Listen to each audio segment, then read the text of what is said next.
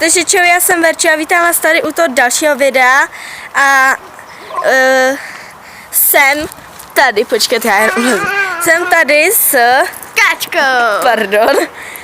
Co? Jsem tohle na to. Dnešní video je 5 nejoblíbenějších youtuberů. Našich. Jo, začne Káťa. No takže můj nejoblíbenější youtuber. Jako První je Steak, druhá je Šopaholik Nikol, třetí je Hogi, čtvrtý je Gogoman a pátá je Falenka. Nic proti, Falenko. Ty máš boty. A já mám jednička Steak, dvojka Šopaholik Nikol, pak mám trojka Jirka Král, pak mám Hogi a pak je Falenka. Taky nic proti, jo, ale máš takový trapný už videa.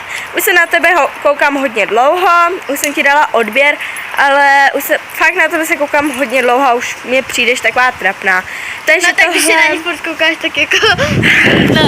Tohle bylo z našeho videa vše, dejte like a napište do komentáře, jestli se vám něco líbilo a jestli jo, tak budeme jestli rádi. vám tohle video líbilo, jestli mám natáčet s Kačkou nebo ne. A my jsme zrovna na trampolíně, takže si jdeme skákat. Ale jenom trošku, protože tady máme Týnku. Tamhle. Čekat takhle. Zrovna sedí a chce si rozvázat a pak zavázat boty. Takže tohle bylo z našeho videa vše. Takže čau.